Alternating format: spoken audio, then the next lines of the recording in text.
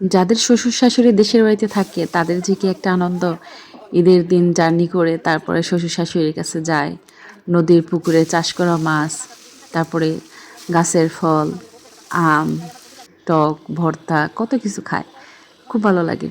আর যারা শ্বশুর শাশুড়ি নাই সাথে থাকে তারা বাবা মার বাড়িতে যায়, কিন্তু যাদের কেউ নাই তাদের একটু কষ্ট, কোথাও যেতে পারে না, সবসময় ঈদে বাসায় থাকতে হয়, কারো বাড়িতে যাইতে হয় না। আর যদি যায়ও নিজেদেরই বাজার করে নিজের বাড়িতে থাকতে হয়, এটার কোনো আনন্দ নাই। শ্বশুর শাশুড়ি থাকা একটা আল্লাহর নিয়ামত।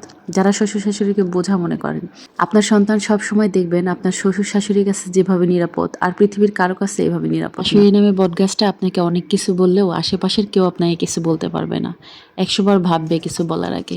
শ্বশুর শাশুড়ি আপনাকে যেমনই মনে করে, বাহিরের একটা লোক একটা কথা বলার আগে 10বার চিন্তা করবে, ভয় পাবে।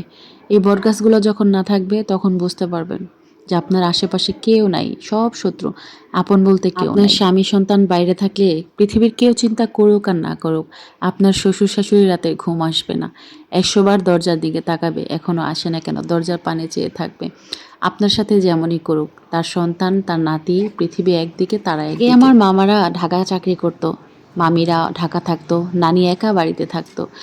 ধান, শুকনা মরিচ, বাদাম, চাল, অনেক আল্লা চাল, পিঠার চাল, অনেক কিছু জোগাড় করে রেখে দিত। নাতিরা কবে আসবে, কবে পিঠা বানায় খাওয়াবে। অথচ বুড়া হাত কাঁপতো, কিন্তু তারপরও সেই রকম মন মানসিকতা নিয়ে বসে থাকতো। নাতিরা গেলে মনে হইতো ঈদের চাঁদ, তারই ঈদ আর তার বাড়িতে ঈদ। এত আনন্দ ফুর্তি, সবাই একসাথে হইতো, অনেক আনন্দ ফুর্তি হইতো।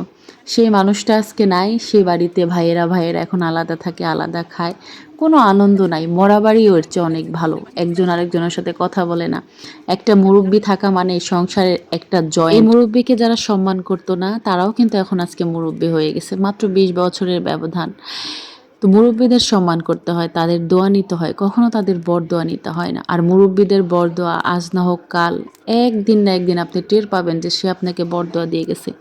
তারা অন্যায় করলে আল্লাহর কাছে বিচার দিবেন, সবুর করবেন, কিন্তু তাদের সাথে বেয়াদবি করা যাবে না। মুরব্বীদের বরদোয়া লাগে, কারণ মুরব্বীরা আছে বলে আমরা আজকে টিকে আছি। আজকে নানু বাড়িতে ঠিকই যাই, কিন্তু ওই যে তাল খেয়ে তালের আটিগুলো মাটির নিচে কেউ রাখে না, কেউ মাছ জিয়ায় জিয়ায় রাখে না যে আমার নাতিরা আসলে তাজা মাছ রান্না করে দিব, কেউ বাদাম ভেজে রাখে না, কেউ কলয়ের ছোঁয়া ভাজে না।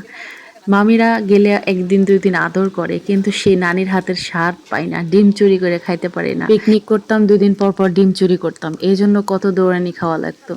তো মুরব্বি না থাকলে কিসের দেশের বাড়ি, কিসের গ্রামের বাড়ি? মুরব্বি থাকলেই গ্রামের বাড়ি সুন্দর। মুরব্বি শ্বশুর শাশুড়ি নানি দাদি এরা থাকলে দেশের বাড়িতে যে শান্তি, কারণ তারা সারা বছর নাতিদের জন্য সুন্দর সুন্দর জিনিস রেখে দেয়, তারা আসলে তাদের দিবে। তাদের যে একটা মহব্বত ভালোবাসা অন্তর থেকে, এটা পৃথিবীর কেউ আপনাকে দিবে না।